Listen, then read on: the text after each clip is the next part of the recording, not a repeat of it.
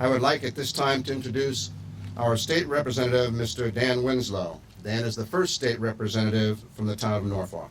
Representative Winslow. Thank you, Tom. And before I give my remarks, I want to share with you a resolution offered by Senator Ross that I'll share with the Board of Selectmen. Senator Ross has been in the hospital for over a week, and I ask that you keep him in your thoughts for his speedy recovery. When I was asked to say a few words at this event, I was at a complete loss. What words can possibly express the horror, the loss, the things that we saw and the feelings that we all felt on September 11, 2001? In the hours and days after that morning, we learned that 3,000 American civilians, people just like us, with families and responsibilities and lives just like ours, died at Ground Zero. We learned that men and women working in the Pentagon had been attacked and killed by an unseen enemy. And we learned of the heroism and the self-sacrifice of the passengers of Flight 93, who were the first Americans to launch the fight against terrorism after that terrible day. It is a loss that will shape our generations and our nation forever. But we also learned about the true character of our firefighters, our police, and our ambulance crews that day. As thousands of people ran out of the towers, those public safety personnel ran in. It's easy to say that the men and women of our public safety services will risk their lives for us, but on that day, we watched incredible courage and irrefutable proof of their dedication to duty and to us. I can never look at any firefighter or police officer or emergency services worker without being thankful for them and for their willingness to pay any price for our safety. We learned about the bravery and the sacrifice of the men and women of our military services and their families.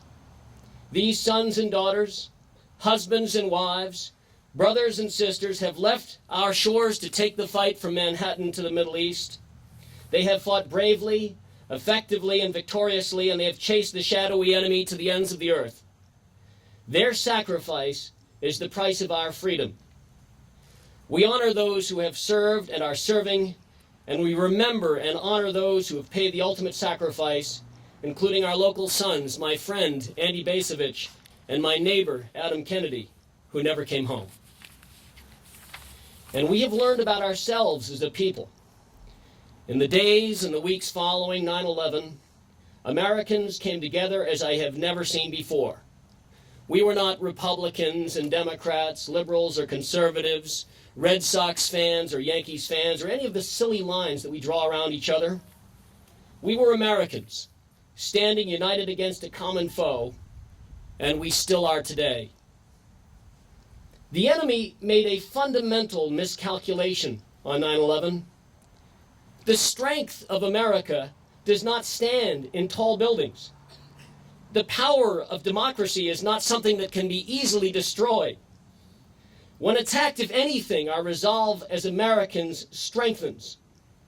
The American spirit knows sacrifice and loss. The American spirit knows discovery and innovation.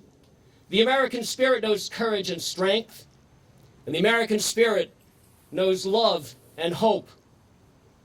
The American spirit resides within each and every one of us, and nothing and no one can ever take that away. Throughout our nation's history, we rise together to overcome the challenges of our country and to lift the world with us. It is a founding value of America. We have seen that in the greatest generation with the defeat of the Nazis. We've seen that in the defeat of communism after the Cold War. And we will see that with the inevitable destruction of Al-Qaeda. We are Americans. We honor the thousands who died or lost loved ones on this day. We are in debt to our military men and women for their continuing sacrifice, and we will never forget. Thank you.